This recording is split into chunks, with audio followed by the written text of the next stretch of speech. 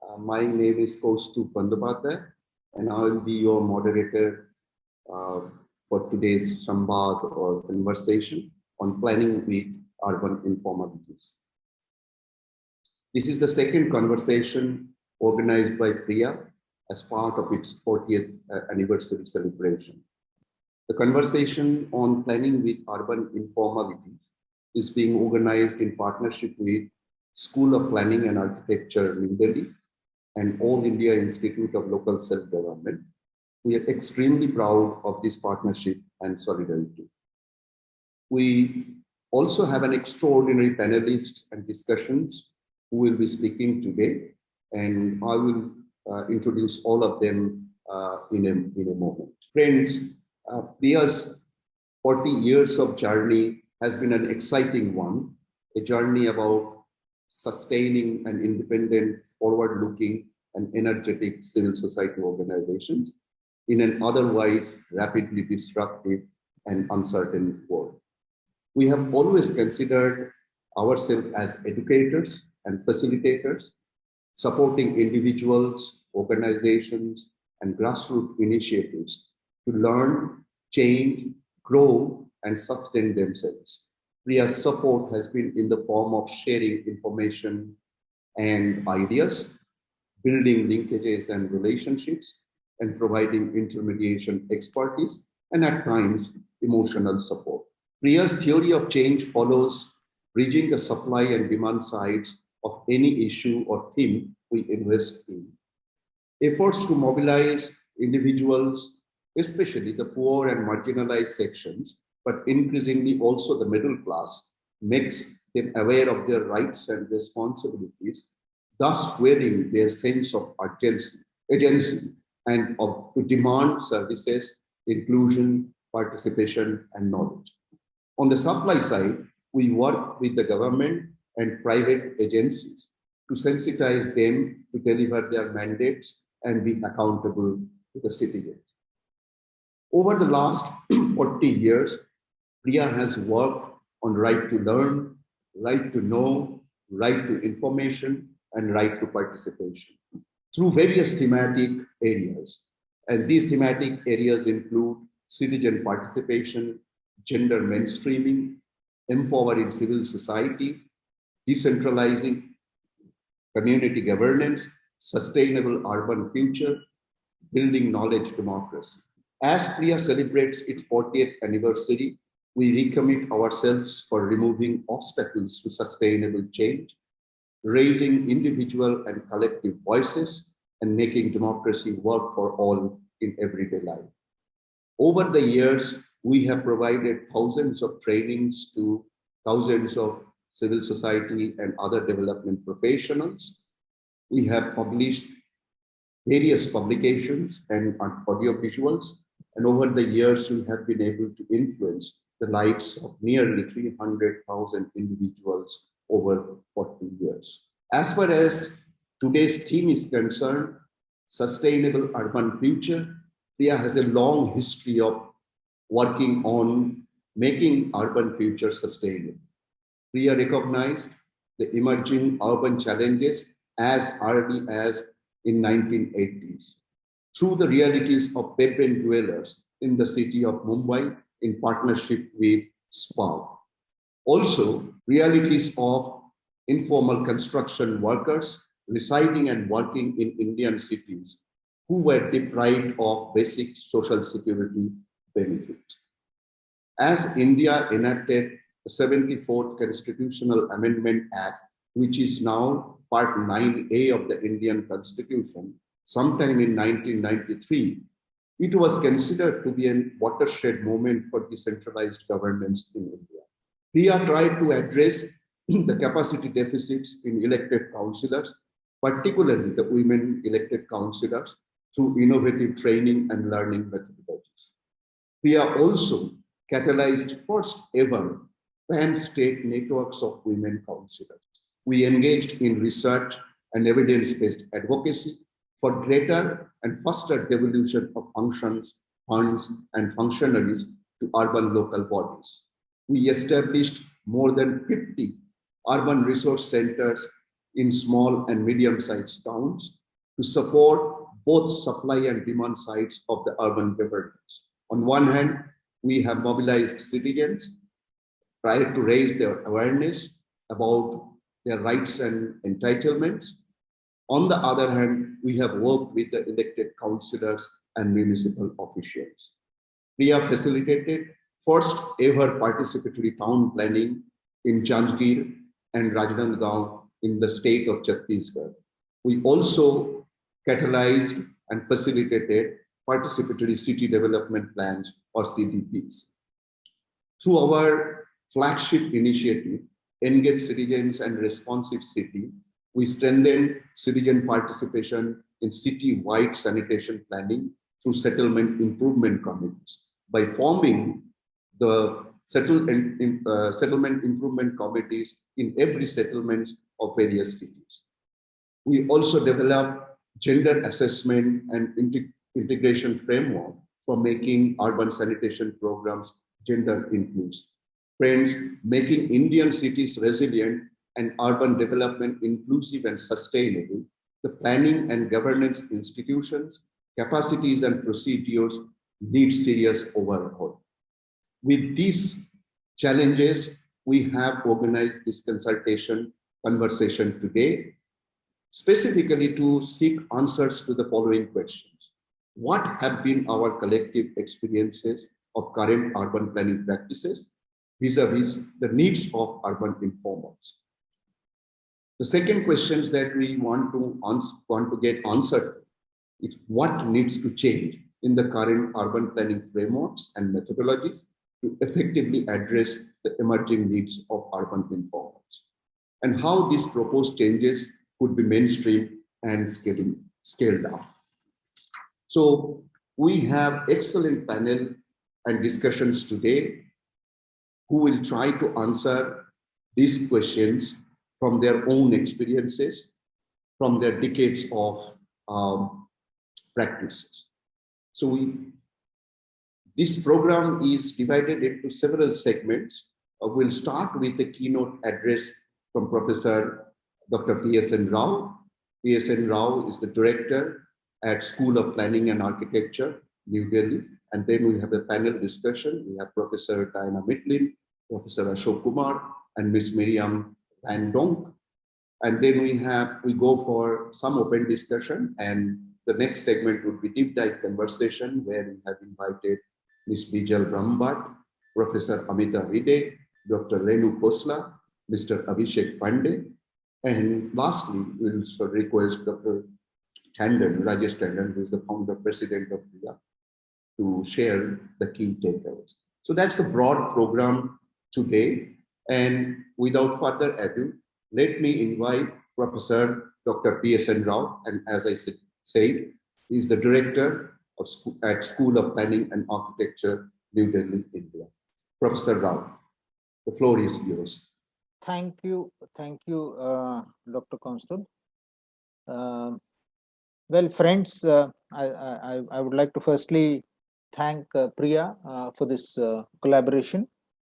It was Priya who approached as PA, and then we said that this is a great opportunity for us as well.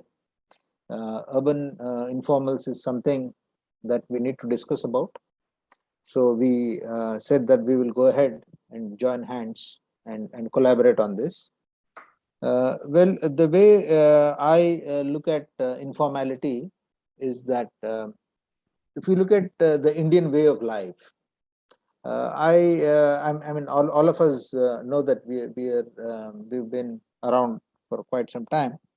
And then if you look at the way people live and conduct themselves in the villages, in the rural areas, in the small towns, the same informality gets reflected in the city as well. So although there is some semblance of order, by and large, there is an informal way of life. You will recall, most of us will recall that while we were young, we were not really making telephone calls, seeking appointments. We could just walk into anybody's house and things of that sort. So life used to be very, very informal for a long time for most of us. But now those things have changed. So now we don't meet without appointment, and then first you send a message and say, "Can I talk to you?" And only then you even make the telephone call. So while on the one hand there is so much of informal way of life across the country, all those of us who have experienced this informality and have been a part of that, we've been becoming more and more formal. The reason for this is obvious, because we have all adopted a so-called Western way of life, and the Western way of life has taught us, amongst many other things, how to be very formal, make appointments, maintain a diary, do things in an appropriate manner, wear clothes in a particular manner, eat with a spoon and fork, and so on and so forth. So we have, thanks to the British presence here, we are all very now comfortable in the English language. We are comfortable in clothes which are Aryan to our society, and we are comfortable today in a way of life that is very, very alien to us. But then we are comfortable with that because now it's got into our genes. So there is an essential difference between the Western world and the Eastern world, and I believe that the Eastern world is less formal than the Western world. So therefore, the informality perhaps stems from there, from our genes. That's the first point which I want to make. The second point is that while that being so, over a period of time, maybe because this informality is also being lost for other reasons, because we don't have time and so many other things. So for functional reasons, we are also becoming very, very formal, because in a very short span of time, you want to multitask and you want to do several other things. While that may be as it may, looking at the reflection of this behavior on the physical envelope of our existence, our cities, our human settlements. In the olden days, the settlements were spread out in a very informal manner. For those of you who are architects or planners in this group, you would appreciate a plan, a layout plan or a house plan or whatever. So in the house plan, we never had a drawing room and a bedroom and a master bedroom and a child bedroom and so on. There were just maybe 3 or 4 rooms, and there was a central angan, which was a multi-purpose space, and so on. So there was informality in the dwelling unit plan. And then when you go to the street, there was also again a lot of informality. Streets never went absolutely straight as drawn by a scale and a ruler and a pencil. They would go their own way. There were the other things which determined, maybe the property boundary or whatever. And then from the street you go to the neighborhood, and from the neighborhood you go to the town. And when you look at the town plans of our ancient towns, many of them exist even till today. And whether you go to the old part of Varanasi or any one of these towns, all our towns and cities, they all have inner city areas. You will find that there is a lot of informality in the way in which the built form has been created and the way in which it exists. Now, all of this has also changed because we have all been taught city planning the way in which the Europeans did it, the way in which the Britishers did it. In fact, town planning actually originated in the town planning in the modern sense has originated with the first law which came in Italy and subsequently borrowed by the United Kingdom, Great Britain, and then brought into our country. And that is also perhaps convenient. So we say that roads have to be straight because your cars will go only straight, and if you have a lot of turns, then there will be a lot of problem, and so on and so forth. In the earlier days, streets were used only for walking, but today streets are used for the cars or the metro trains and so on. So there are so many other reasons why things have to be in an orderly fashion. So this is one point. The other point is that it's not that in the ancient settlements of yesterday there was no order in that disorder. Even in that, you would find that all the goldsmiths would perhaps live in one particular neighborhood or a mohalla. People of a particular community, or people of a particular caste, or people of a particular trade. So there was some semblance of an order in that so-called disorder. Similarly, when you look deeper into ancient town planning systems in the Indian context, you do find that there were certain prescriptions, there were certain shastras which gave certain principles of design, and saying that the plan of the town should be either a karmukha or whatever. So order and disorder existed together actually in our ancient settlements. Today, there is an imposed order on a way of life that has been traditionally and conventionally very, very informal. So while most of us who have spent enough time in the city, we have formalized ourselves. So we would like to stand in the queue. We would like to drive one car behind the other without trampling on each other, and so on. And also build as per the bylaws and not violate, and so on. There are many others who have just come yesterday from the village, and they will take perhaps another 15-20 years to get acclimatized to the so-called order in the city. So they are the so-called urban informals. And some time back, I made this statement that half of Delhi actually consists of people who come from the village a few years back. So Delhi is full of villagers. It was a statement which I made, and I will stand by that. So you will find people doing everything everywhere, wherever they want to do, wherever it's convenient for them to do, just because not that it's there in their genes, but also for very practical functional purposes. Now, I live in a place called New Friends Colony, which is supposed to be a very well-planned colony, but very close to that, there are urban villages, there are unauthorized colonies, there are squatter settlements, there are so many unauthorized, so many informal settlements. Every day I see people coming with their suitcases, coming from the villages, and where do they go? They don't have enough money, and they come from a particular place, and they speak a particular language or a particular dialect, and they have some friends and relatives located in a certain area. So they come, and then you accommodate them somehow or the other. So then what do? We have come to the city, we need to start earning money. So they would stand by the side of the road with their toolkits in their hand. Maybe if he's a mistri, then he's got a trowel in his hand. If he's a carpenter, he's got something else in his hand. If he's an electrician, he's got something else in his hand. And he's waiting there for the local labor contractor to come and tell him that, look, today you have to go to this place.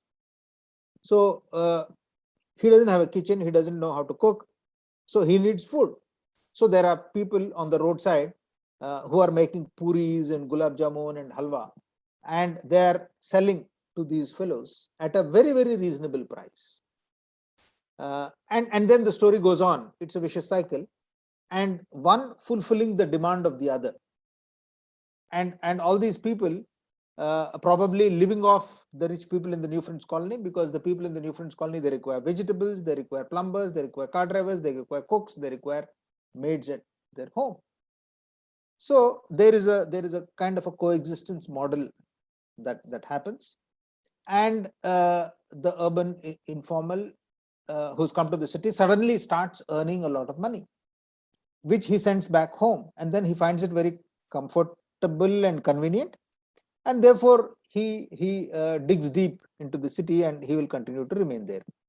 So this is the story which all of us know. And therefore, when you see all this informal sector on both sides of most of the roads, then you really don't know what to do. But then they're all earning their lives. They're all earning their livelihoods. These fellows sitting in the village, they were starving, but today they come here and then they start earning a very decent amount of money. Somehow they manage to live, and then they actually send back every month a decent sum of money to help their family back in their village. So what do we do with these people? Well, we've planned out the road. The road which I'm talking about where I live is a 30-meter wide road. And even today, when you open the blueprint, you will find a beautiful straight road which is 30-meter wide with a median separator right in the center. It has got all the street lights, it's got everything. But then nobody ever imagined when they were making the drawing that there would be hundreds of these banana sellers and chole bhature walas and all kinds of things being sold on the roadside. So 2 lanes on either side are taken away by the informal sector, and you hardly have about a lane or two left for the cars to go. So while the city is planned by the city dweller for the city dweller, the actual use is happening by the villager who is coming and who is trying to eke out a living. So therefore, somewhere there is a difference in the perception that we have as planners and to what use the city is actually being put to. And quite often we compare our cities because we all go abroad and then we come back and say that, oh my God, this city looks so beautiful. So why is my city not looking so beautiful? And therefore it has to look this way. And so we have a mental image of how a city should look like. I mean, I don't see anything wrong. What is wrong if I've got 200 carts on the left side and 200 carts on the right side, and these poor fellows are making a living? They are serving food to so many people. They're selling things which are very cheap clothes, cheap shoes. All these things are being sold on the roadside, and there are thousands of other people who are buying it. You and me may not be buying it. We will go to the mall or we will buy it online. So therefore, they also have a place in the city. The city also belongs to them, not just to you and me. So therefore, there are these important questions that come at the end of the day, and those are: to whom does the city belong? The city does not belong only to the rich, but also to the poor. The city does not belong only to the Delhi wala, but then yesterday somebody has come all the way from Kerala to Delhi, so he has now become a Delhi wala. He also has a right to the city, and all of that. Now, when this is taken to the extreme, then what happens is that you have a lot of chaos at the street lights. You have a lot of chaos on the roads, people crossing, and all that kind of a thing. So therefore, this urban informality, while it may be good for the economy, while it may be good for the poor man, while it may not be good for the aesthetic eye of the rich man, while it may not look good for the modern day town planner who keeps saying that all this is not good, what do you do? So it's all a question of the mindset. There are ways, like you go to the cantonment, for instance, or you go and stand in front of the Rashtrapati Bhavan. You don't have all these fellows standing there and doing all of that.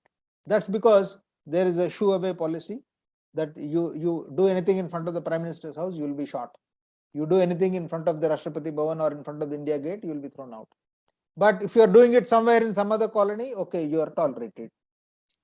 So this is the way it is. But it's not that they cannot be assimilated into the city. It's not that the negatives of this cannot be actually done. I know of many examples. You also may be knowing many examples. In many cities, the informal sector has been streamlined by simple things like maybe you give them a nice uniform. Maybe you all give them a cart which is done up nicely. Maybe you distribute and get them into the habit of throwing the leftovers into a decent dustbin where the solid waste management can be taken care of, and so on and so forth. I think there are ways, and there are many examples in Indore, in Visakhapatnam, in many places, in Pune, for instance. There are many places where there are examples.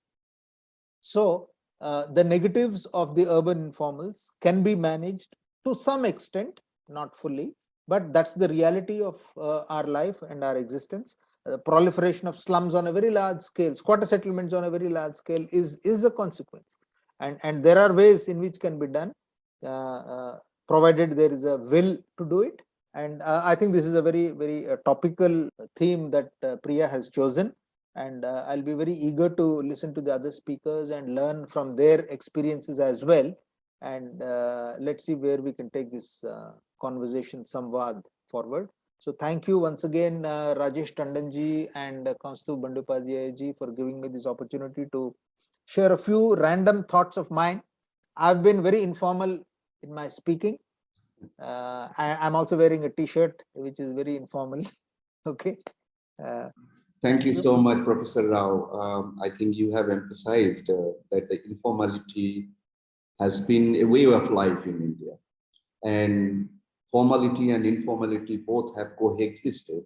But as you have rightly pointed out, that imposed order might produce certain confrontation between the formality and informality. Let's try to seek answer that how these can coexist and one can support other through our panelists. So let me then go to Professor Ashok Kumar. Professor Ashok Kumar is the Dean and Professor of Physical Planning at the School of Planning and Architecture, New Delhi, India. Professor Ashok Kumar. First of all, let me thank Dr. Tandon and Dr. Bandyopadhyay for inviting me and giving this opportunity to talk about informality. My sense is still we are struggling with the idea of informality. We have not completely understood, particularly if I leave out academia, who does serious research on informality, then perhaps in practice particularly we have not quite comprehended what is informality. So I'm going to spend some time on talking about what is informality.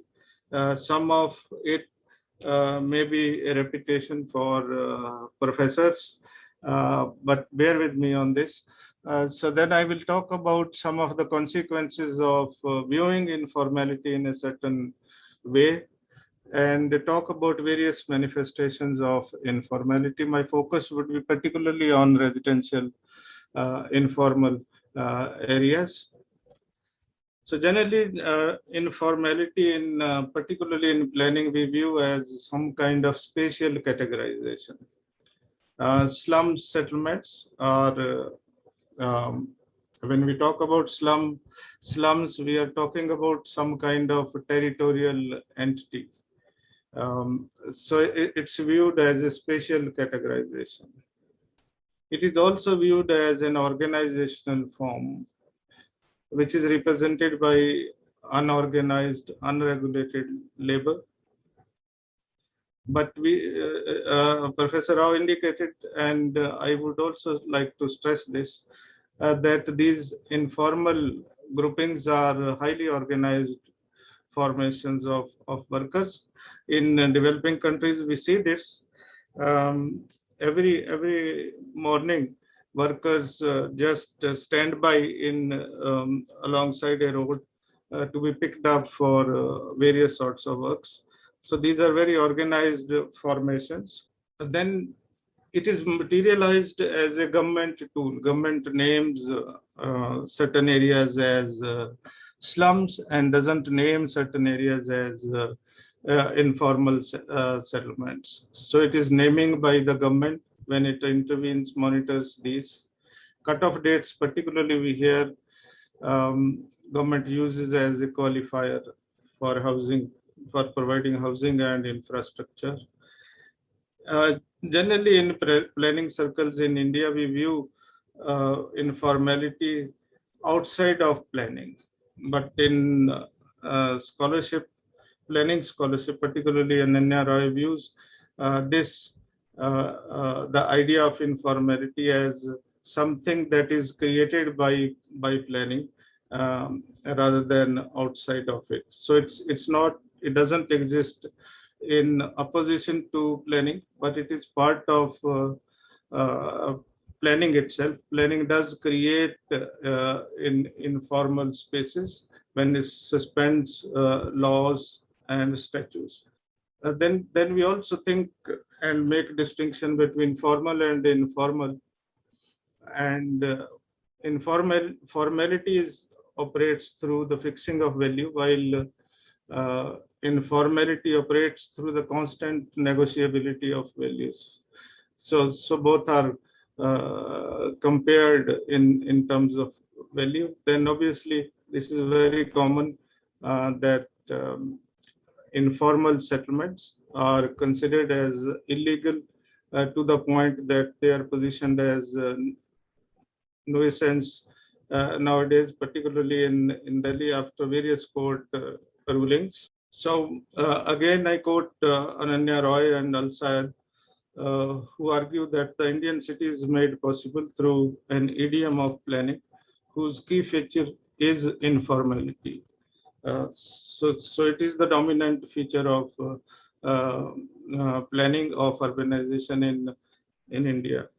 Then I thought that these ideas create some kind of binaries and help deepen the process of othering. We talk about formals as hardworking and entrepreneurial, informals as free riders and sometimes even thieves who steal land.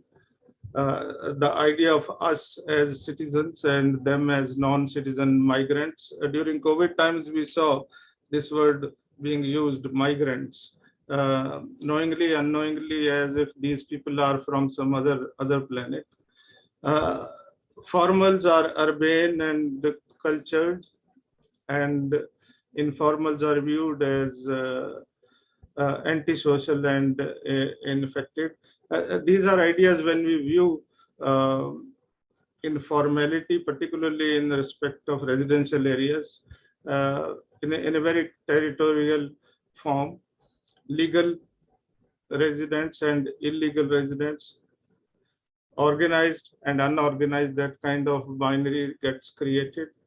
And most importantly, we talk about planned settlement, which are authorized by certain authorities and are regulated, and talk about organic informal settlements as unauthorized and unregulated.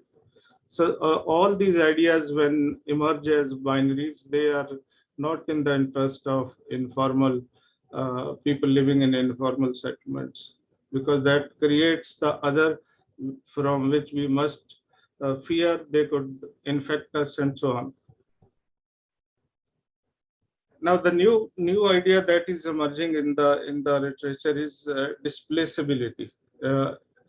Instead of thinking of involuntary displacements as episodes, individual episodes, displaceability implies endless involuntary process of being incarcerated from rights and resources of urban poor. It refers to slum dwellers being vulnerable to involuntary distancing from their rights and resources. It is a process that continues. Therefore, resettlement, rehabilitation, or other ways of providing housing to the urban poor really doesn't end uncertainty as far as the poor living in the city are concerned. It's an endless process, a condition forced upon slum dwellers via infrastructural violence. And let me say a few words on infrastructural violence. The idea that was developed some time ago, but we haven't seen much being written on infrastructure violence in, at least in India, we haven't seen much on this. Infrastructure violence is the idea that underpins displaceability. It occurs when residents are either excluded from essential infrastructure, such as water, sanitation services, by acts of displacement or due to inadequate infrastructure. it has two forms, active infrastructure violence and passive infrastructure violence. So we will talk about it when I give an example. These are two case studies I have studied very, very closely. And you can find in the first column the various ways in which infrastructure violence happens. In the last column, you will see passive and active forms of infrastructure violence. So I can come back during the discussion. So I will not explain this. These are various forms, including location, gentrification, exercise of rights and resources, banishment, postponement, and so on. Another idea that is now becoming popular in Indian research is infrastructural intersectionality.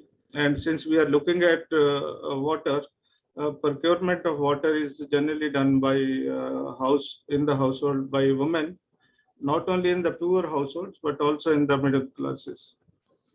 And that can happen in the form of religion, etc. as well. So I want to talk about plurality of planning knowledges, which again, very rarely in planning academy in India as well as in planning practice we talk. And if we don't do this, we don't completely understand in informality, because planning knowledges are based on certain kind of reasoning, and largely we are focused on instrumental reasoning rather than other forms of reasoning that stays in the background, even in studios. Informality again, we have not discussed in terms of social and cultural diversity that exists in India. We studied one slum that is now being the subject of object of rather redevelopment in Delhi, and we found as in the city, in a planned city, to a lesser extent here also, spatially diversity manifests in terms of region, religion, caste, etc. Okay, so my concluding is, as I started, our understanding of informality, particularly in relation to residential areas, is incomplete still. And the kind of understanding that underpins planning practice that generates further the process of separation of the urban poor from the middle classes, and therefore marginalization. So understanding informalities, particularly in residential areas, is absolutely necessary. Thank you so much. Thank you, Professor Ashok Kumar.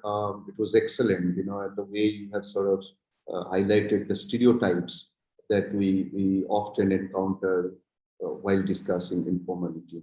Let me now invite Professor Diana Mitlin.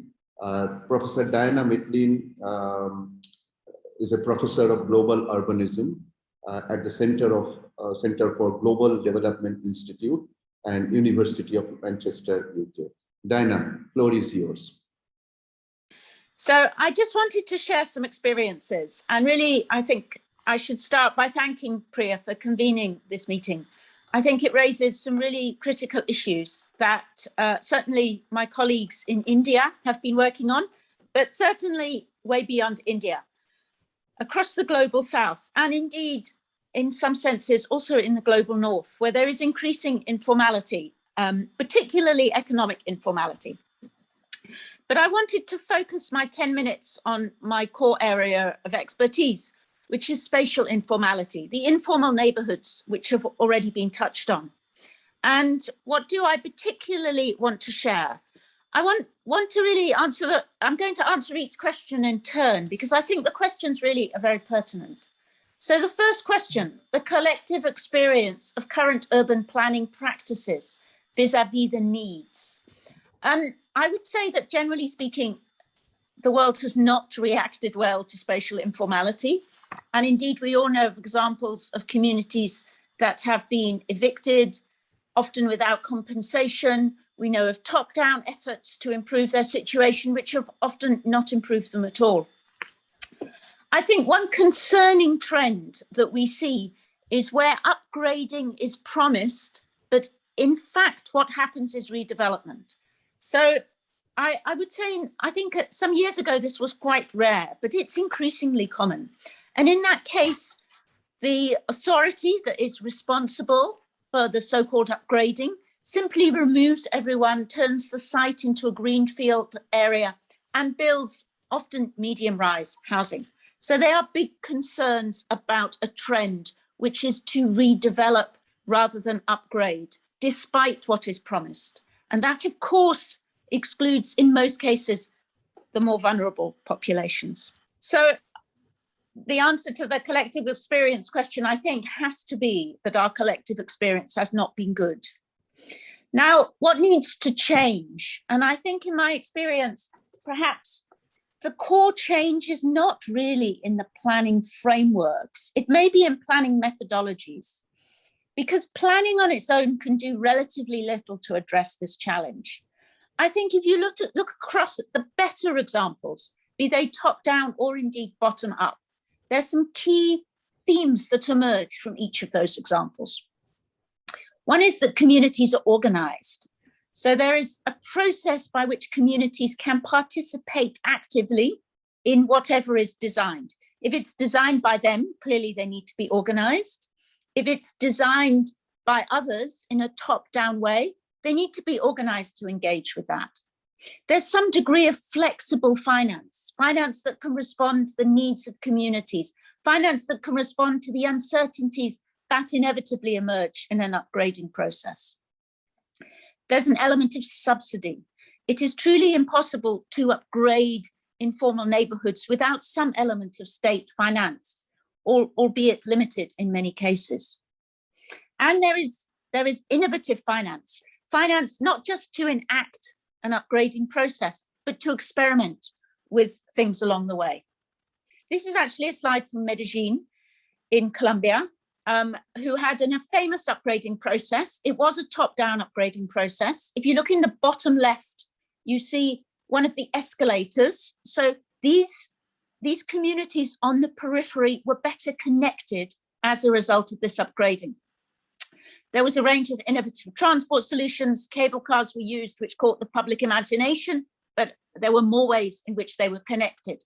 So this upgrading worked, I would argue, for many reasons. It organized communities, et cetera, but it also connected peripheral communities, and it supported a range of priorities. So in addition to these physical connections, in addition to improving mobility, it also had nursery, early years education, health clinics. So it responded to different priorities, and it ensured that population felt included.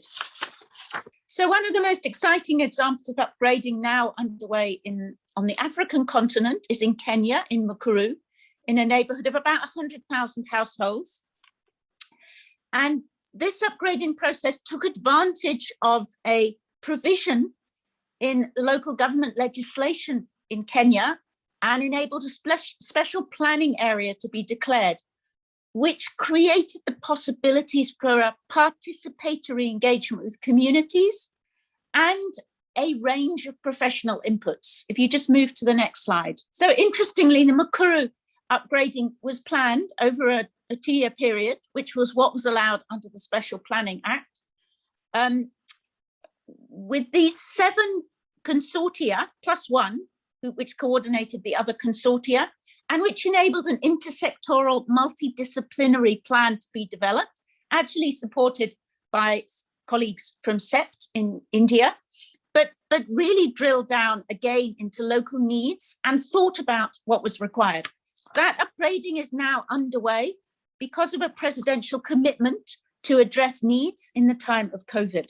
Now, I think the next slide raises perhaps the most challenging issue, because we can all think of satisfactory and successful examples, but really, how can they be mainstreamed and scaled up? Now, I think there are some consistent patterns that emerge, and sadly, one of the most consistent patterns is that it is very hard to legislate for a community-led participatory process. I've just really been privileged to edit a special issue of a journal that is run by my colleagues at the International Institute for Environment and Development. The journal is Environment and Urbanization.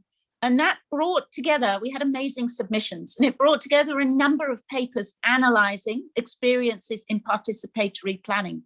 And if there was one lesson that came out of that, it is that legislation has mixed results. At one level, communities push for reform and try and secure that commitment through acts, etc. But often the legislation has not been successful. It may be participation in form, but there's no reality behind the form.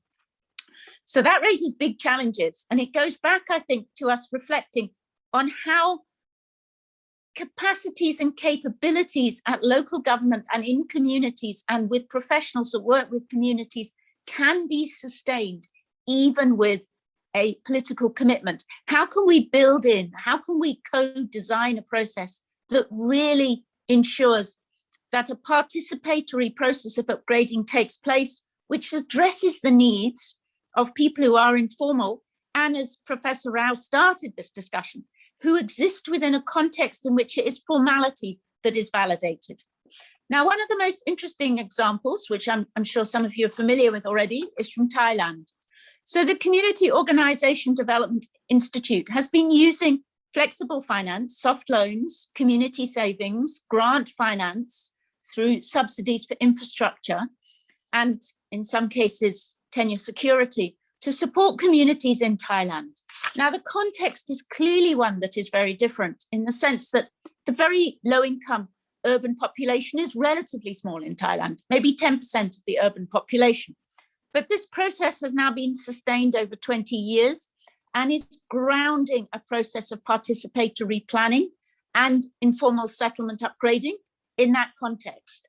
And I think what is so clever about the design is, on the one hand, it provides a means to improve the physical context, but it also strengthens the abilities of communities to come together and organize and maintain political pressure at local and national government level to ensure that the essence of the participatory process is maintained and not lost as the process rolls out.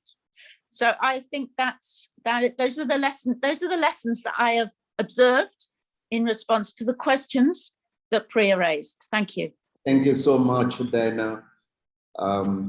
All these are music to our ears. Bottom-up planning, participatory processes, organization building, innovative financing.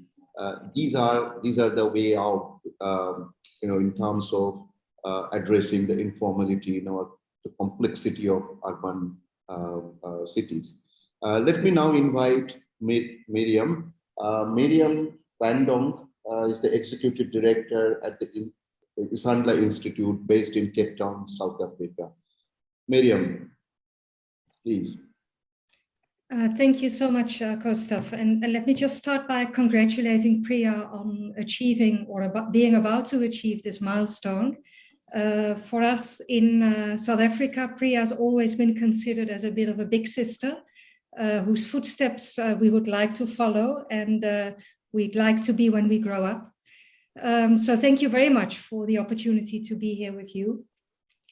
So in the time allocated to me, I'm not going to be able to do justice to the realities and complexities of informality in South Africa. So I'm going to kind of draw on the experience that I have and the organizations I work with to just share a few points with you. And I think it complements very nicely some of the points that have already been shared. Just also say that I will be focusing on informality in relation to urban land and housing in particular, so spatial informality. And here is just a little bit of context to give you a snapshot about South Africa's state and the scale of informality. And basically, the key point here is that, informality is in terms of spatial informality, is a real reality. Government is grappling with it. Other stakeholders as well. And just one small comment, in terms of what the concept note was noting, that because these informal settlements, as we call them here, in many instances have been in existence for such a long time, 10, 20, even more years, we cannot talk about this as if these are emerging or emergent needs. These are needs that have remained unmet for a very long time. And of course, as you all know, COVID-19 has really contributed to deepen poverty and unemployment and housing insecurity. And we are seeing a significant shift from people who lived in informal backyard, small-scale rental opportunities, again, back to informal settlements and concomitant land invasions that have taken place in the past year. In terms of South Africa's planning system, we have a unitary planning system. And what that means is that while there's planning at different spheres of government, national, provincial, and local, national planning system does take precedent.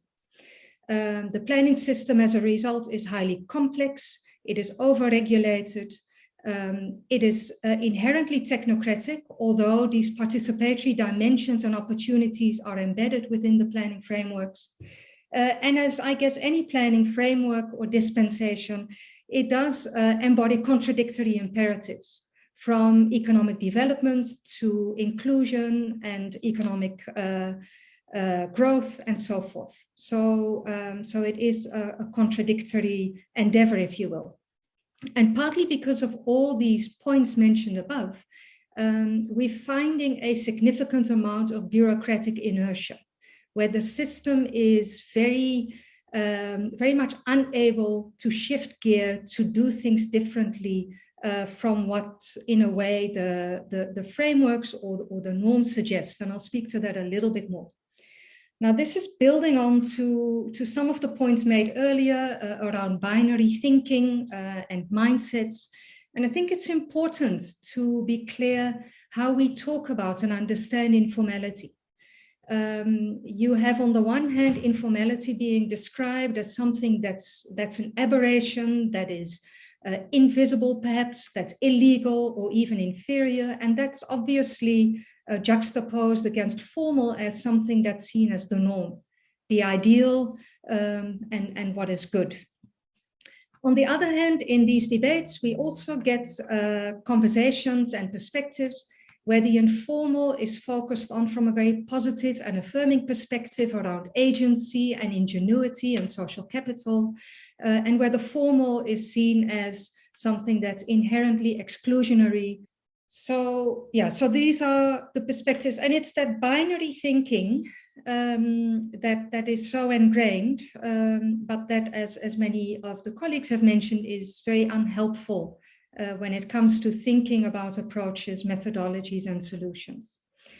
And the point, of course, as has been mentioned before, is that conventional urban planning is underpinned by a certain rationality, not just about how to bring about change, but also what the desired change or outcome is or should be, and how best to do so. It deals with complexity through simplification and reductionism.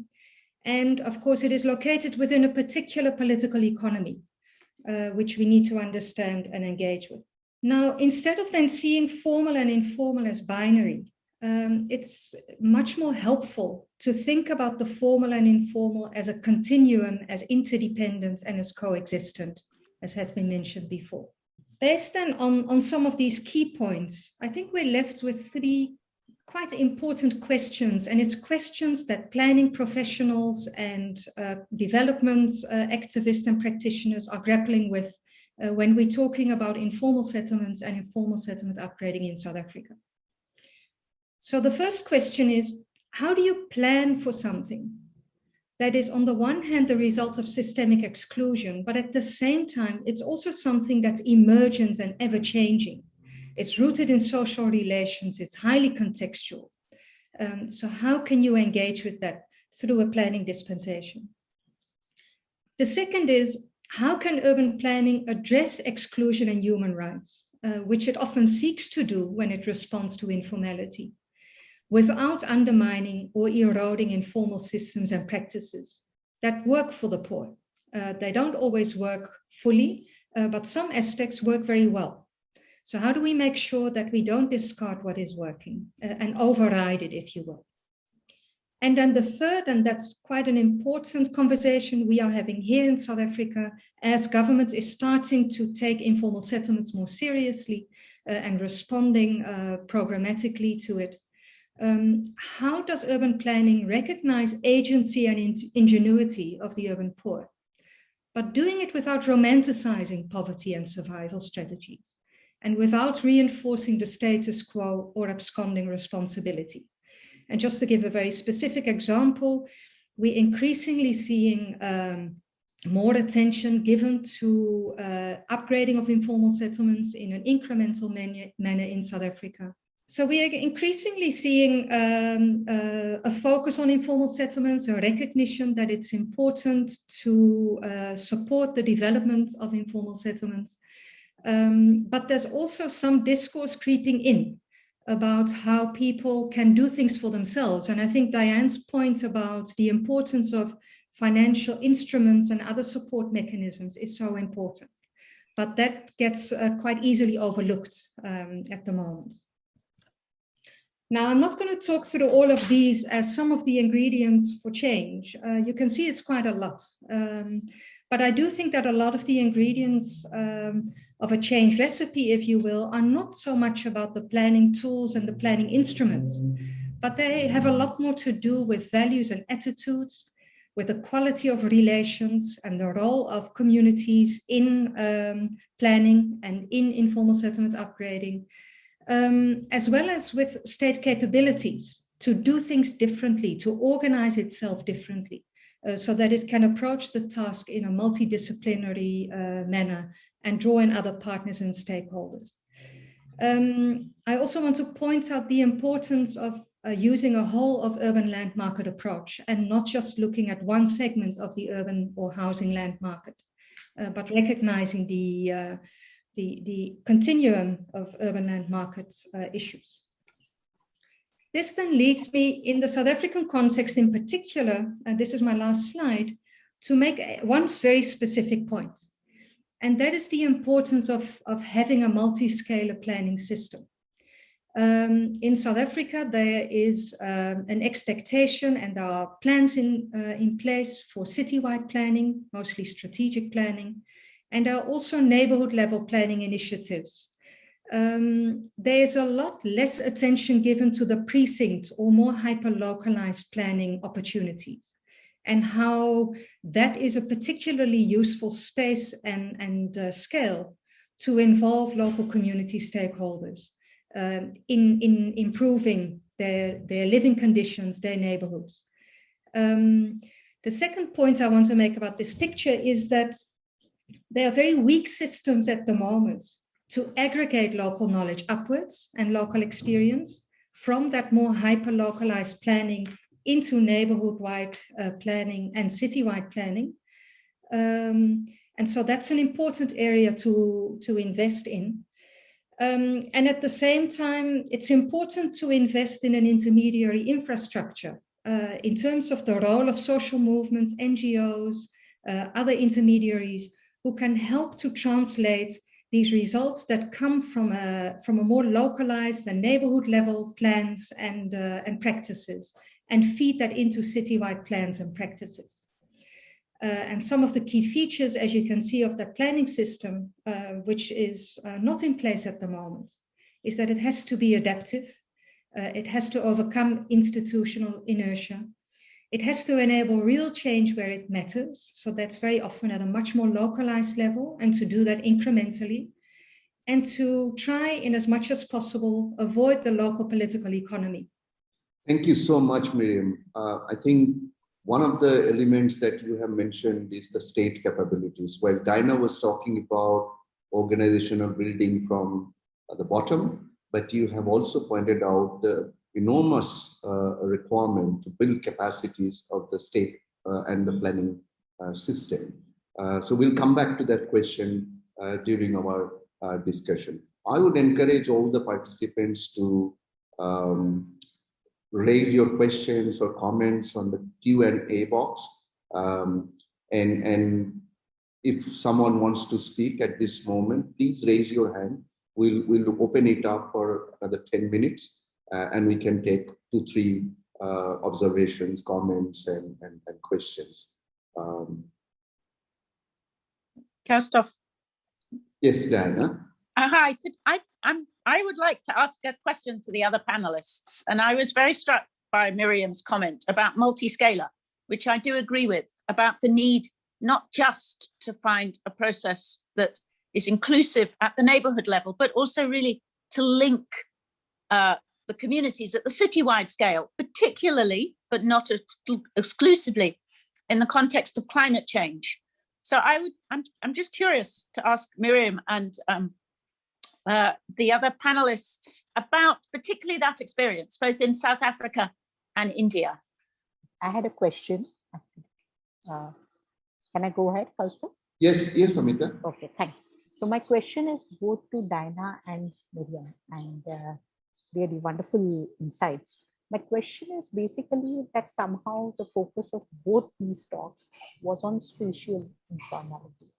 So the question is, do you see really an interface between economic informality and spatial informality? So let's first hear from Miriam, and then Bijalji, you can also speak. Thank you. So just the 2 questions. So on Diana's question, so there's some examples of more localized precinct level planning, but they're often quite project specific.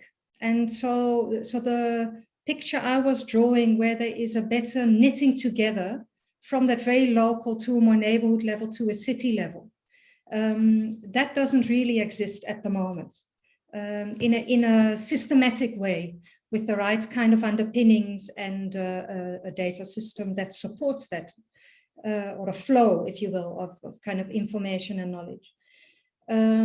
So I can't really give you a good example of that from South Africa that I'm aware of. And then just on the question around the interface between economic and spatial informality. So yes, there is definitely an interface, and there's definitely a recognition that people who live in informal settlements very often are those who are working in either the informal economy or are much more precarious in terms of their economic status. But at the same time, it's not a complete overlap. There's also a significant proportion of people who do live in informal settlements who do have steady jobs, and in fact sometimes earn above the threshold to be eligible for a public house. So there is kind of that, that partial overlap, but not a complete overlap. Thanks. Bijalji, you wanted to share something? So we have been actually working with poor women in the informal sector across India, and very recently, as recent as 2015, we started realizing that some of the concerns that were being spelled out by our members were also very closely related to the negative impacts of climate change. So that was around increasing heat stress, not only increasing flooding, but also increasing waterlogging, because of that inundation. And the third thing was around increase in vector-borne diseases like malaria or dengue, we realized, however, that was not coming out very clearly. One, because there are still very heavily prevailing concerns around short-term needs like proper housing or access to basic infrastructure, water and sanitation. But when you really prod them, it comes out. And of course, there was they were unable to sort of make the linkages and the interface with urban planning and built environment development in urban areas, but that has started displaying from our members who are essentially from the informal sector.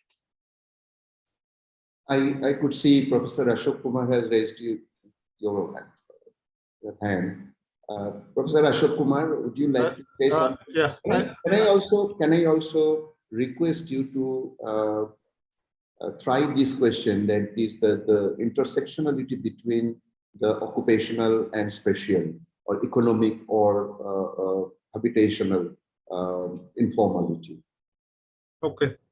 Let me first briefly answer Diana's question of city level inclusive process of informal settlements.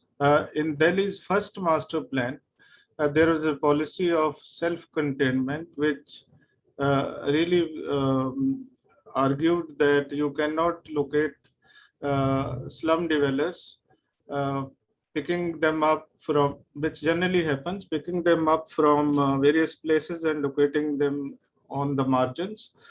This policy suggested that you will have to rehabilitate these slum dwellers within a zone.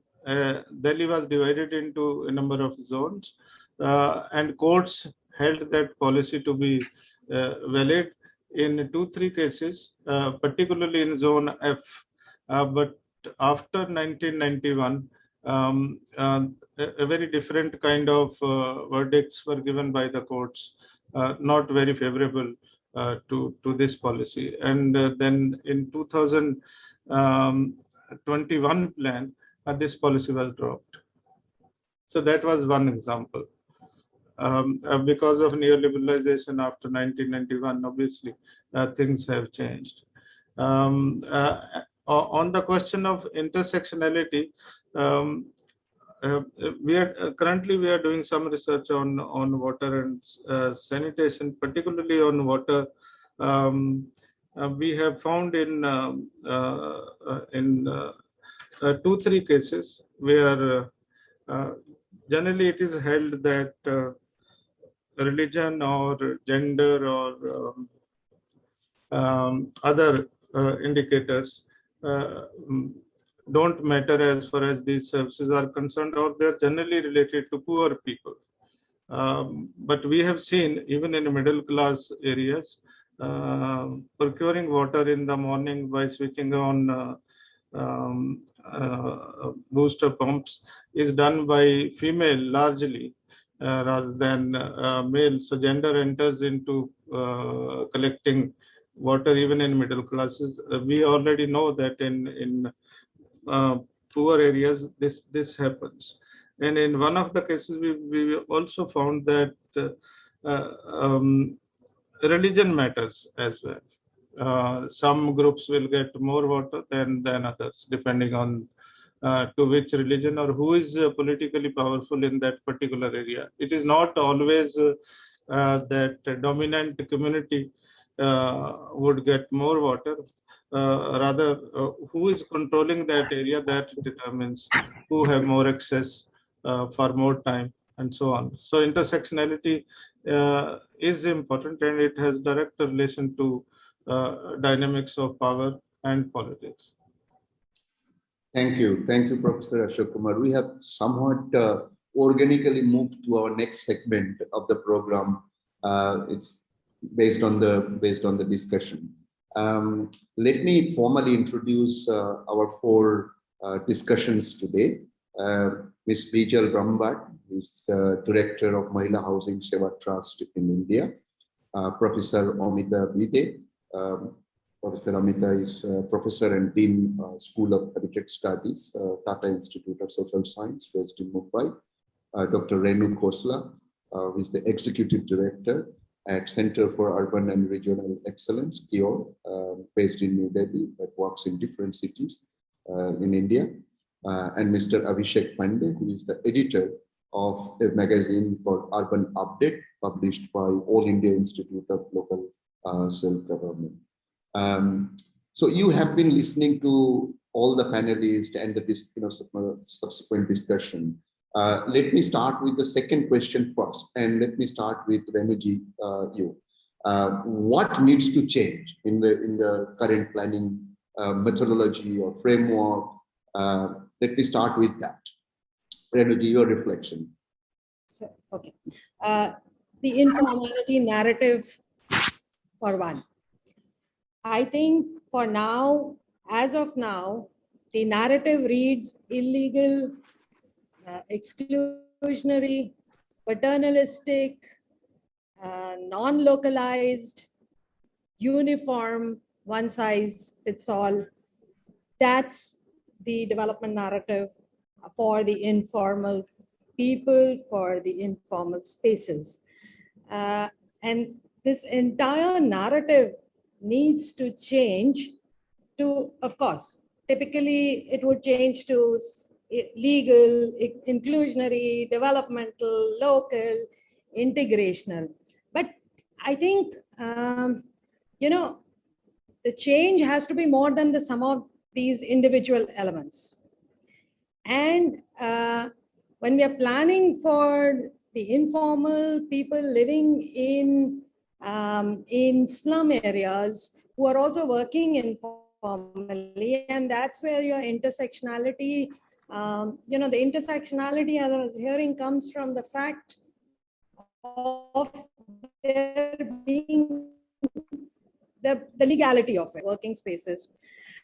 So I would like to explore here that change has to be in a narrative from upgrading to integration. I believe that upgrading is about improving a set of services. And I believe that when we talk upgrading, then we are becoming, you know, we are provider of services. We therefore expect that the services are going to flow from top to bottom. So the flow that you see comes from the top to the bottom. And it's very minimalist. To be very honest, it is a minimalist set of services that we are talking about. So we are saying upgrade from, let's say, two taps in a settlement to 10 taps in a settlement. So that's an upgrade. Of course, it's an upgrade, but it is not integrating. It is not equalizing. So I think integration, to my mind, reflects inclusion, and it also is aggregating. It is also about bringing equality into this whole developmental discourse by saying that when you integrate, you are actually plugging people into the infrastructure of the city, which means there is a sewer line flowing by and you connect to that sewer line, which enables poor people to have their own household toilets. So this is equality. So integration brings in equality. And then it also, you know, is about the bringing together collectives, about forming groups, which can then co-create this new reality. So I would like to say that I think the narrative needs to now shift. We've had 40 years of upgrading. It hasn't worked. It hasn't been scaled up. And therefore, what we really need now is a new approach, a new strategy, a new narrative. Thank you, Dr. Renu. If I come to Professor Amita Vide, Amita ji, I mean, what else needs to change? Renu ji has sort of, you know, emphasized the need for changing the narratives, and narratives have a kind of, it's not a single narrative, but it's a multi you know, dimensional narratives. What else need to change? Yeah. So I would actually begin with perhaps the questions and which Miriam and Dinah outlined, which I think are very important challenges, along with what Dr. Renu has said. And then adding two other ingredients, which I think are very specific and very important for the Indian case. So one, I think, is the aspect of temporality. Because in India, we approach planning as a fixed case, 20-year long-term kind of thinking, but within which there is no space for the immediate, for the short term, for the medium term, for the tactical. So there are always only grand plans. There are no small plans, tactical plans, neighborhood plans. So both at a scale level and at a temporal level, there has to be a significant shift. The second, I think, very, very important change is, I think we need to acknowledge that in the Indian case, we are talking cities where more than half or half of the city is informal. This cannot be, right? And when we talk about this kind of a scale, mainstreaming is not a choice for us. Mainstream is an imperative for us. And for that kind of mainstreaming, we need to think about how can we democratize planning. And when I talk about democratization of planning, there are two processes which are critical for that. One is participation. The second is the linking of planning to governance and making it a political agenda. Planners in India are always at great pains to make planning apolitical, to make it secretive, to make it secretive because you want to kind of diffuse interest. On the other hand, it always plays into a political economy. So therefore, insisting on transparency, this is where perhaps some of the principles of good governance, citizenship need to be at play. And participation, therefore, at a large scale in speaking, I mean, a development plan or a master plan for the city has to speak to the needs of the everyday. That's what I'm saying. Let me come back to Bijalji. Bijal, you are on the ground trying to address the question of informality. So what has changed through your practice and what additional changes it might require? If we could reflect on that. So, Kaustuv, I would like to begin. Well, I was trying to address, since you started on the note that what needs to change, I would like to begin from there, of course, very much grounded through our actions and some of the solutions that we brought up. So the very first thing I would,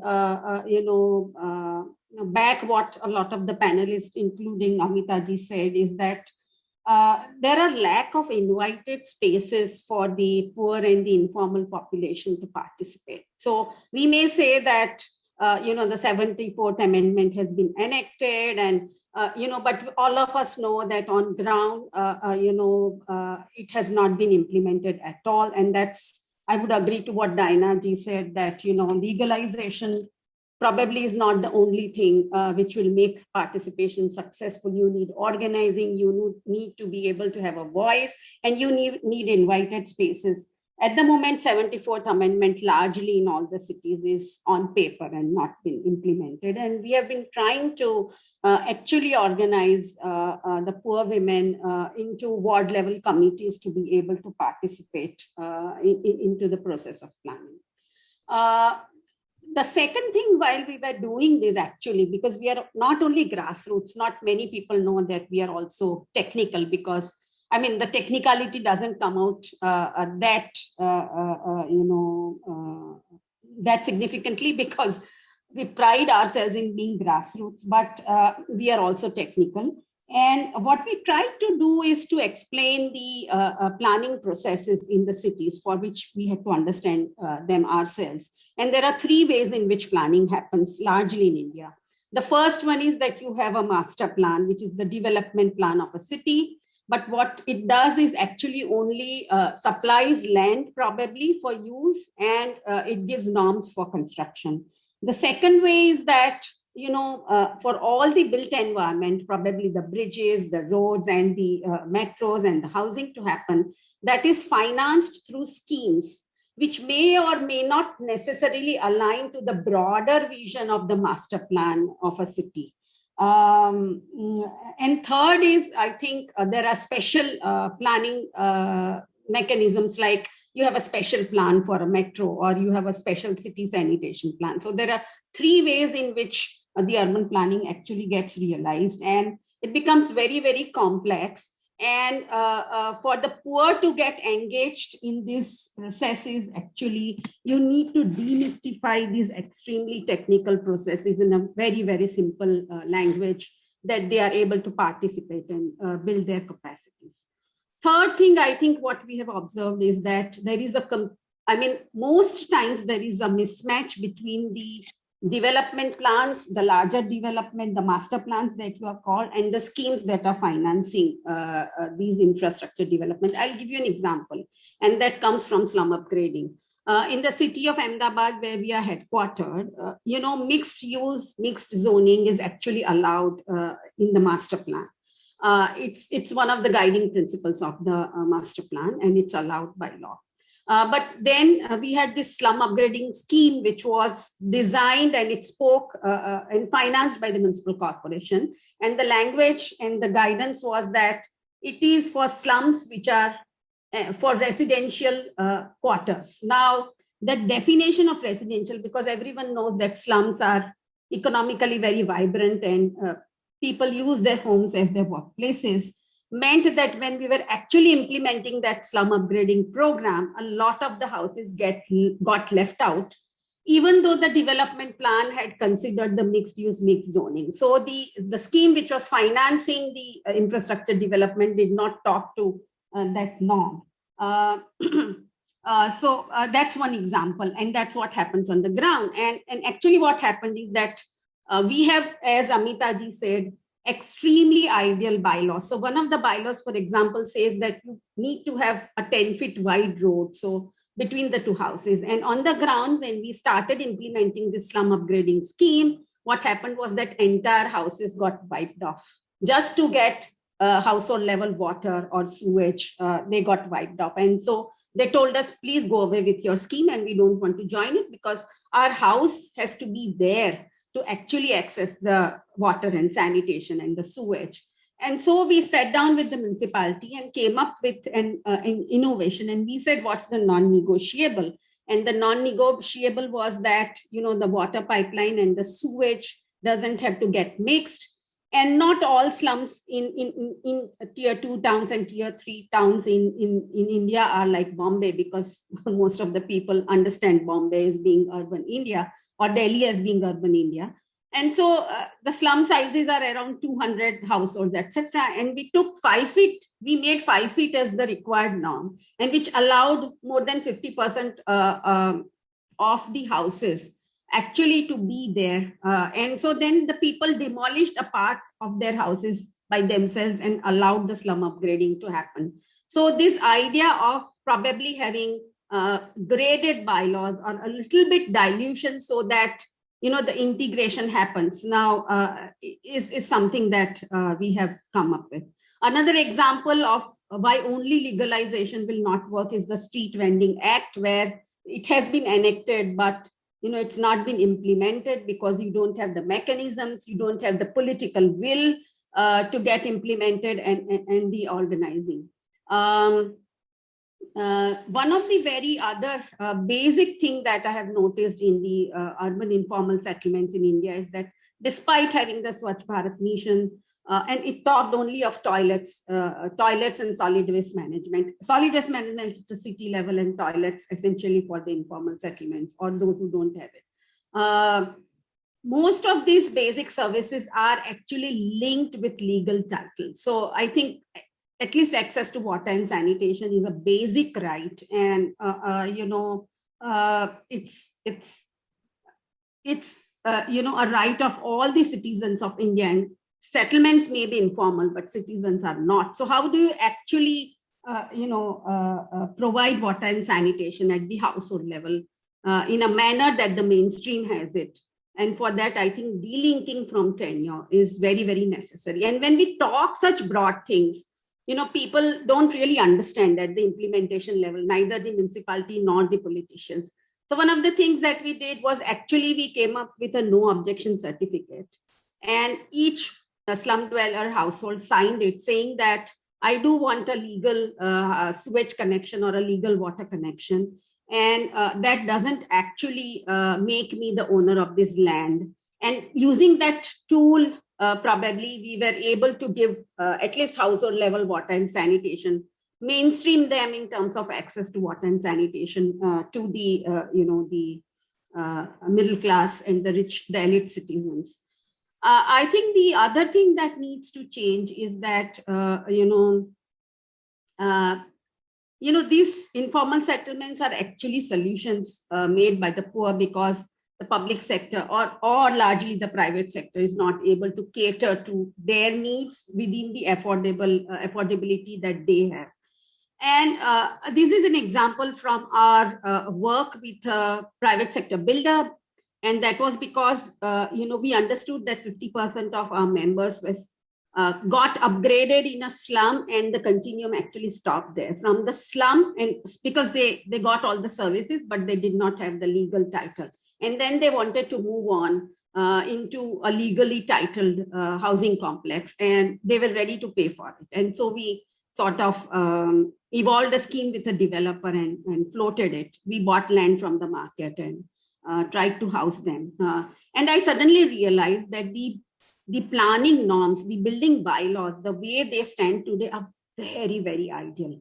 And I'm not saying that we should not give to the poor something which is very ideal or equivalent of the mainstream or the middle class, but let's recognize that, we are poor and their payment capacities are very low. Let me give you the example. The norms as they stand today, at least in Gujarat, I know, have to leave 60% of the land for common open spaces or a car park space. So you don't even design for the poor, because the poor essentially immediately won't have a car. They'll have a scooter or a cycle perhaps.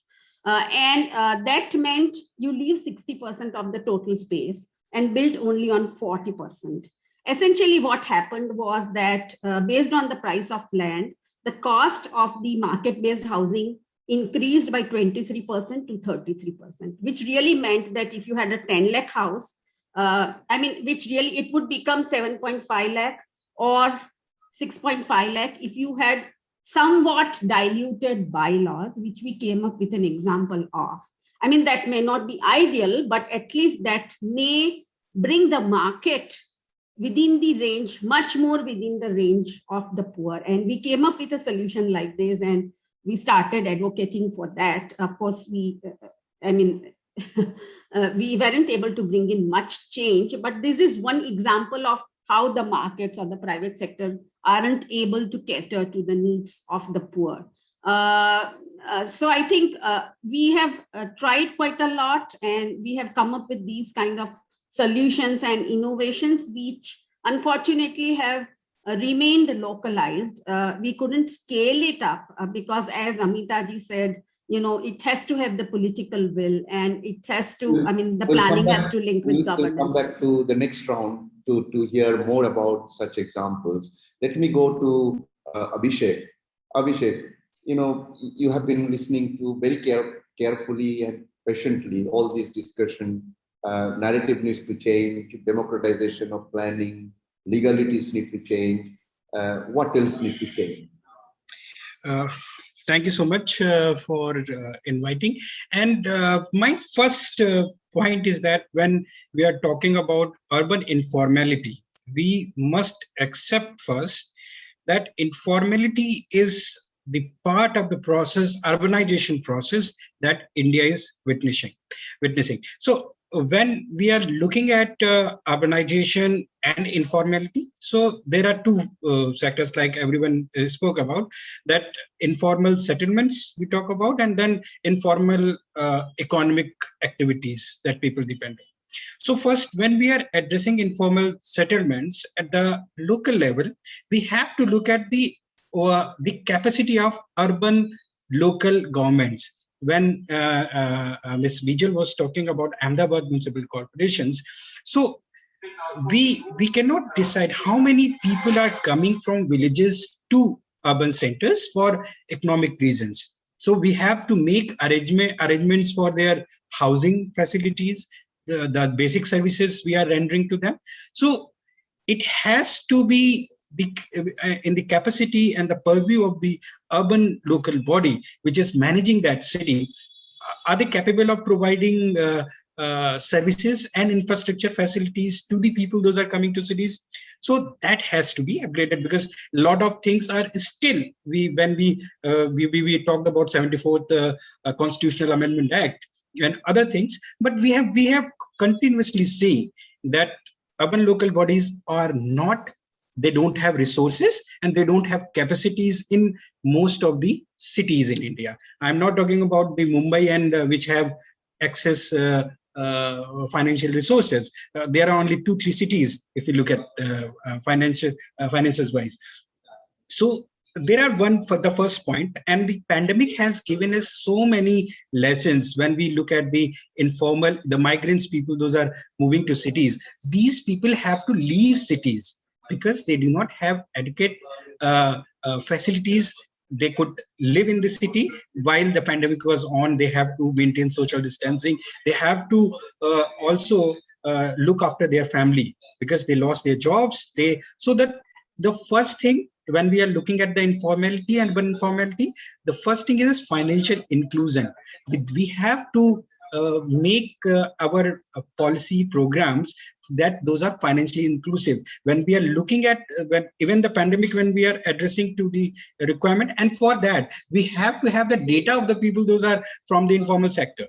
Do we have still you ask the any urban local body how many people are dependent on informal sector, informal economic activities? They will not be able to provide the exact number. The second thing, when we are talking about data and financial inclusion, then the services. Recently, I think in last year, the Government of India Ministry for Housing and Urban Affairs, they launched this urban rental housing complexes scheme. So, but when this scheme was designed, how many people were consulted? Maybe they have consulted so many people. So we have to look at the participation in decision-making processes, because these people, when they are coming to cities, if they have access to these facilities, automatically they will have access to civic services that are being provided by the corporations, because they are not living in informal settlements, but the kind of housing facilities provided by the government. And the second and the last, I think most of the speakers have spoken about how especially Ms. Bijal has spoken about we have to have people from the community, from the informal people living in informal settlements, or those are dependent on informal economic activities. They should have representation at the ward level and also at the committees that has been formed by the mayors and the commissioners at the city level. So when these people are making plans, policies, projects for that, they should have say that they can tell us these are our requirements and we need these kind of facilities. Thank you, Abhishek. I mean, many of you have rightly pointed out that the process of legalization might be necessary, but not a sufficient condition for mainstreaming and scaling up all those experimentations that all of us have been doing. Now, but what is the way out? In order to scale up, and Bijalji, you started saying that we have been experimenting, but we are not so good at scaling up or mainstreaming taking care of informality within the formal planning process. Of course, the kind of first world building laws which would sort of be imposed on the third world countries or developing countries where land is prime and the prices go up, which is completely unaffordable for the urban poor and the urban informals. So some amount of changes in the legalities might be required. But what are the other ways out to scaling up whatever experimentation or the kind of positive experience that we have gained? Miriam has talked about, Diana has talked about innovative financing. What are the ways out? Can I come back to Renujit, to you? Okay. Before I get into what are the options, I just also want to bring into this whole conversation, this whole issue of land.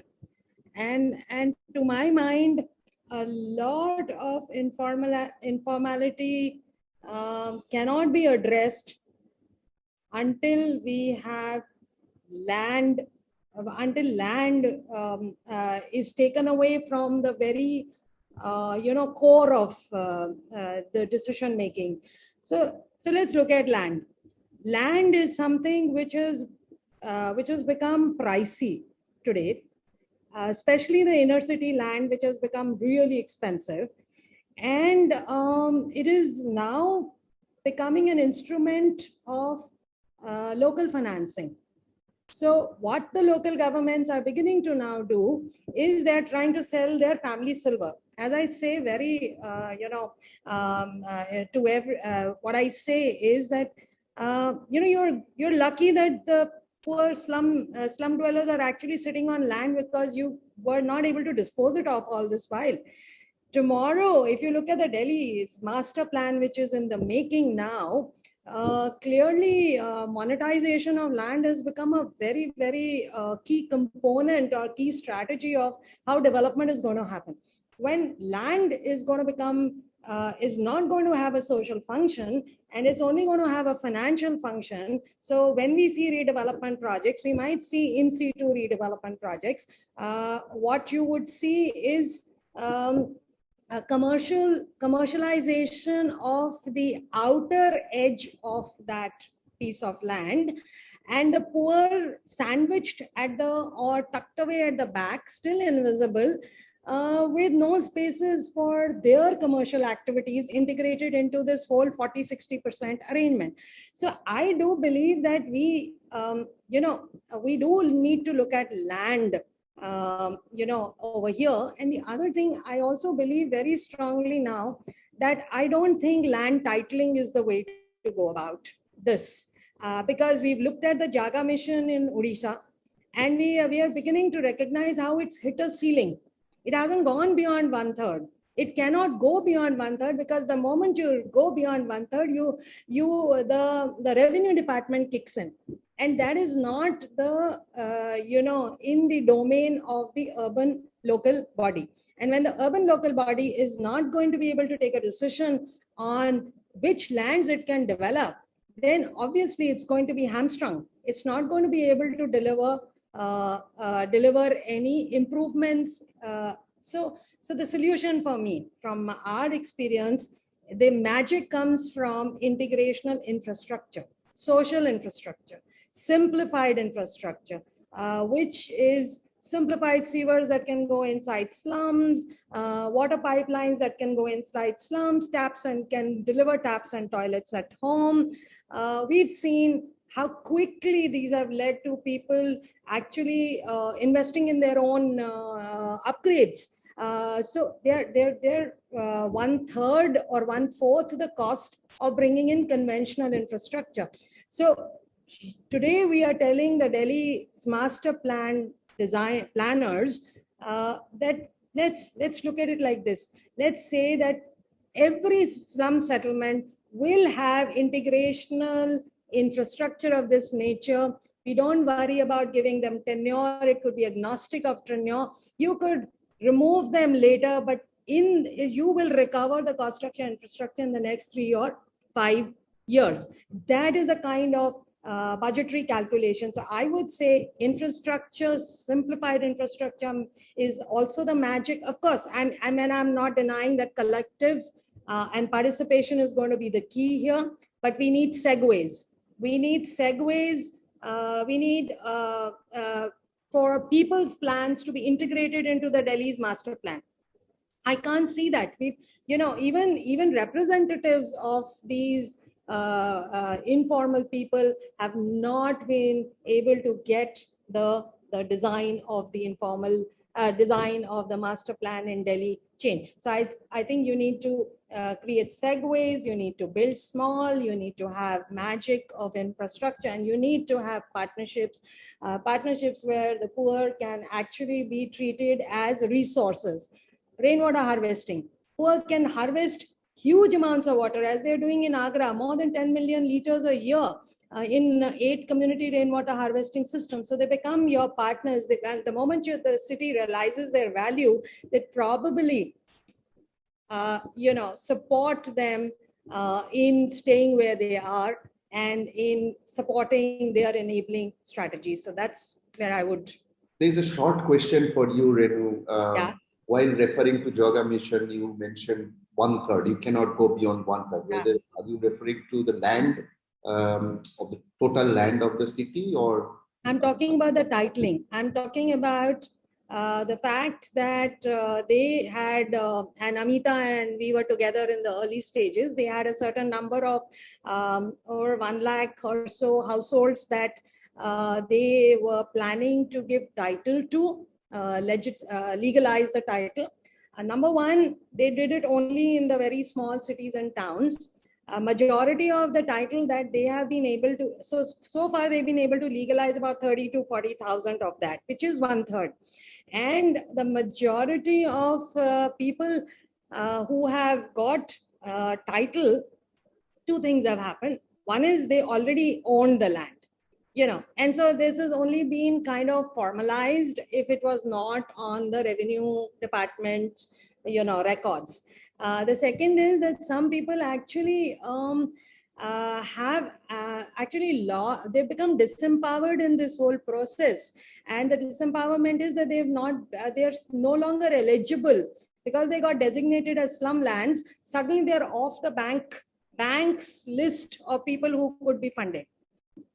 So there are unintended impacts of some of these things, and therefore, and because we are constantly talking about tenure, title, we have not been able to integrate these slums into the city. We have not been able to do inclusive cities, because this is not something cities can do. It is beyond their imagination or even their control. Thank you. Let me go back to Professor Amita Bhide. Amita ji, you mentioned about 2-3 things. One is talking about the politicization of the planning process, which means the engagement with the political society, and how participation can be fostered, nurtured at the center of this politics. So what is the way out? How do you promote upscale participation and politicization of urban planning process? I'll actually am also provoked by a comment which, again, I'm talking about what Miriam talked about. And one of the questions that she raised was, how do you not discard what is actually working? Okay?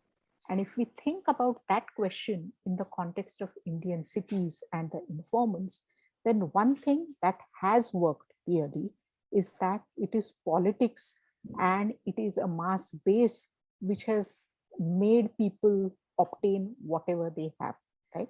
And to that extent, there has been a political will which has allowed people to at least have some existence in cities, right? That existence is insecure, that existence is often without services, it is partisan. There are many other issues there. But I think one should not lose what has been achieved, right?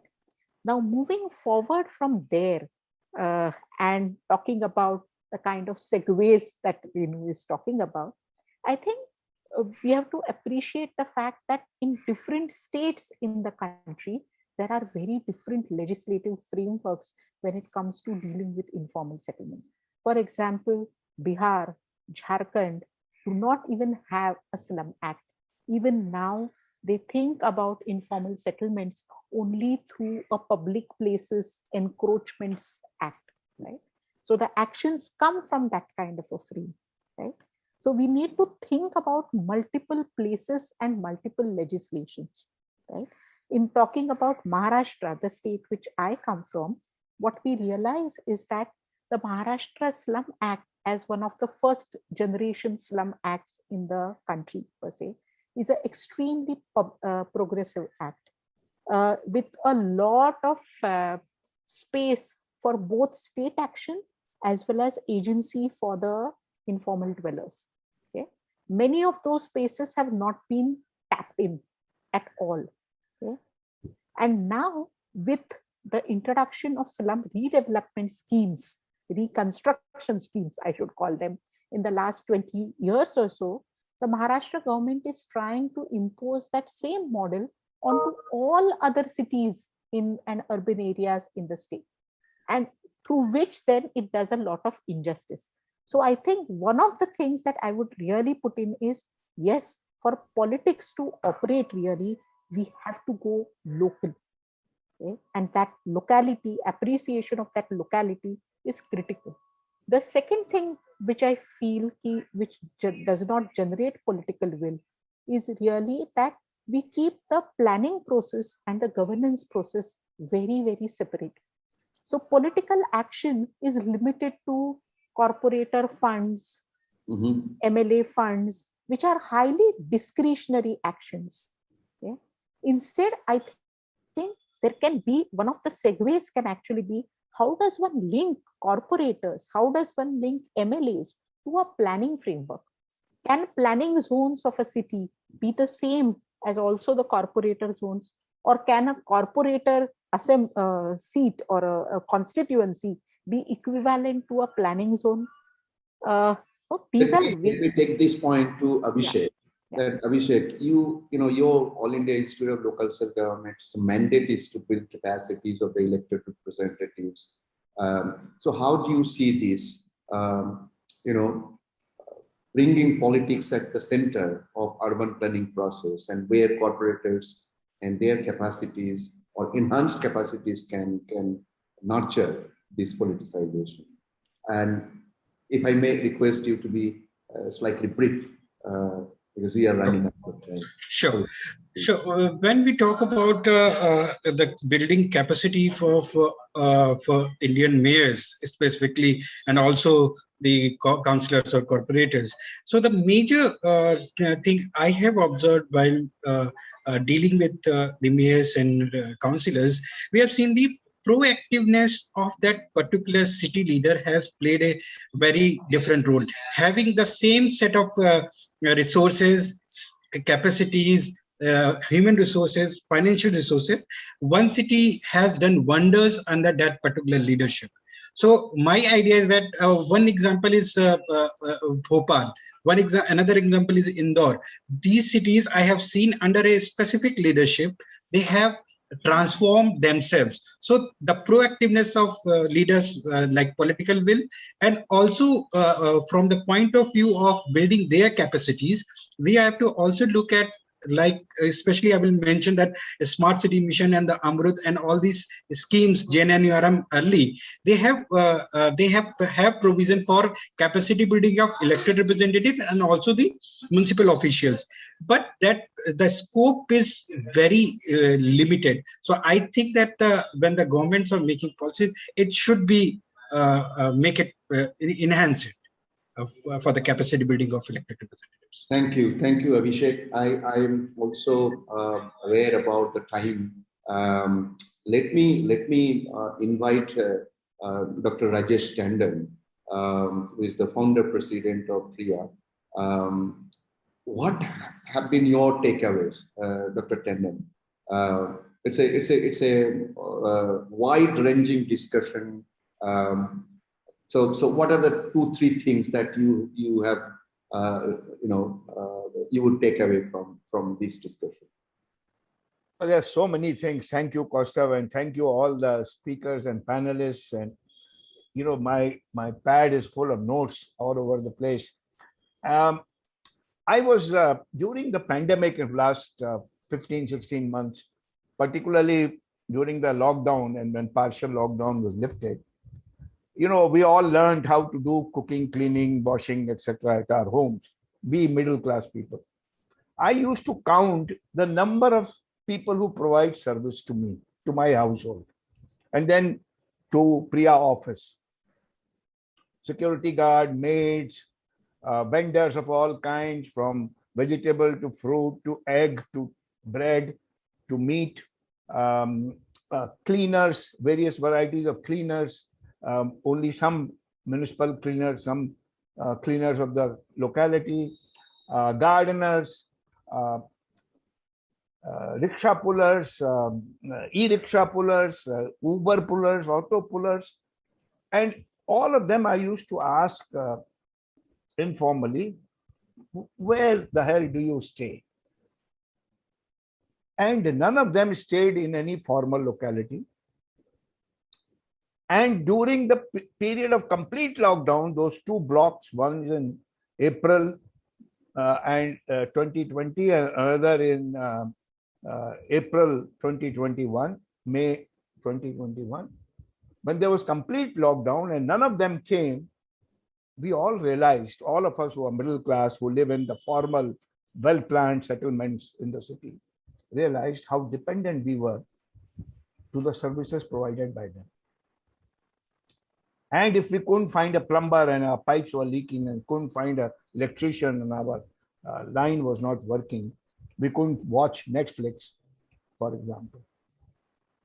So the starting point for me is that all of us who are becoming planners should be first asked to write a page on the first day of their planning education, who all provide services to their families and neighborhoods, and where do they live, and how do they live.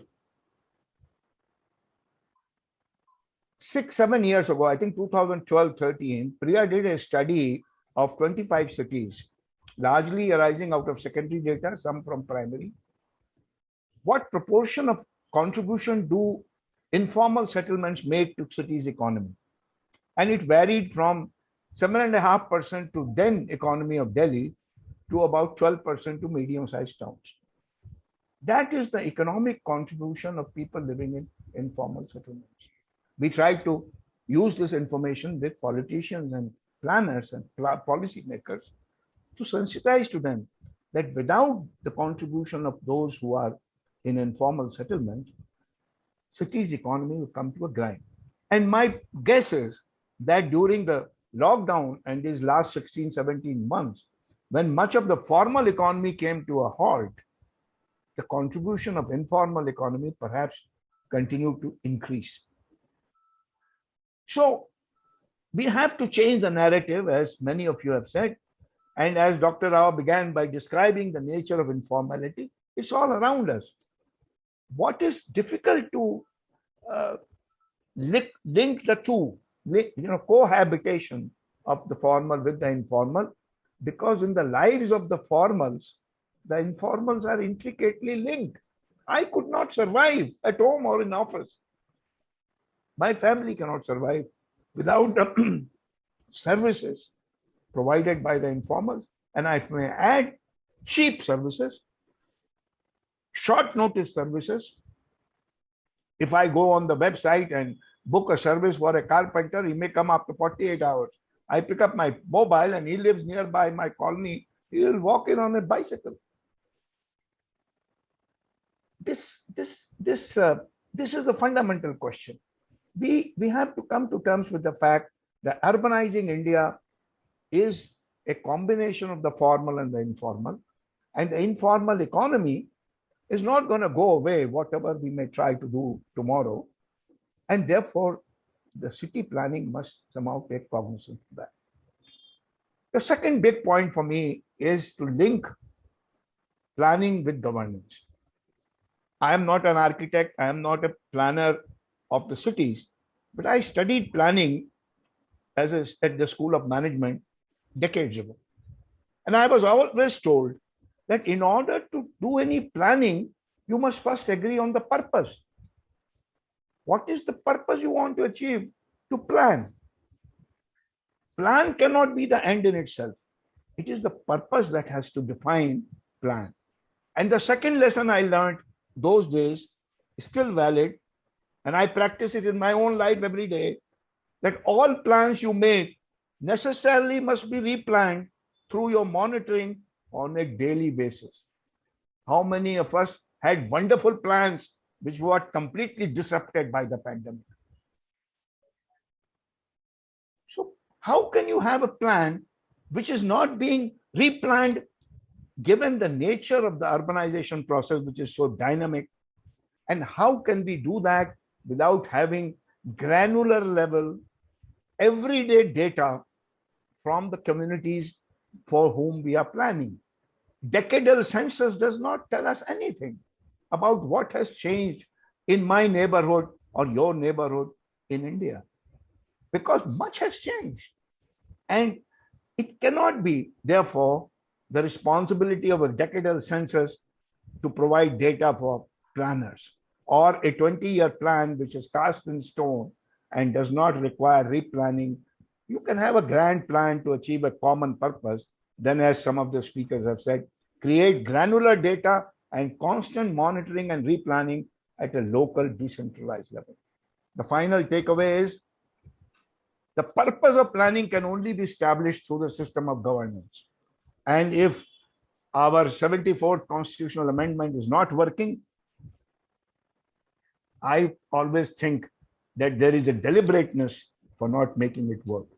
And those of us who are concerned about a decent, well-being, resilient city life must make the governance system accountable and capable. Forget Delhi and Bombay and Calcutta and Bengaluru. They are not going to be the models of planning. Participatory, local, granular planning requires commitment and capability of local governance institutions, of the mayors and the councillors to be equipped, but also to be held accountable. Thank you all. I am very keen that Dr. Rao and Professor Ashok Kumar and all of you academics who are joined here take forward these discussions, and we will share with you short notes and reports, because Niti Aayog has set up a committee comprising of directors of SPAs to look at this very question. And I do hope that the inputs from this conversation take forward some recommendations, starting from the formal training of planners, but more importantly, linking governance to urban planning. Thank you very much for stimulating my thinking on this. Thank you. Thank you so much, Dr. Tandon, and thank you so much to all of you. You know, the past two hours have been an enormous learning for us. I'm sure that all the participants have also enjoyed the discussion. So many points have been raised, so many ways out have been sort of discussed. And as Dr. Tandon mentioned, that we will prepare a short report and share it with you. This has been an extremely rich discussion. Thank you all. Good night and have a good evening. Thank you so much. Thank you. Bye. Bye. Bye-bye.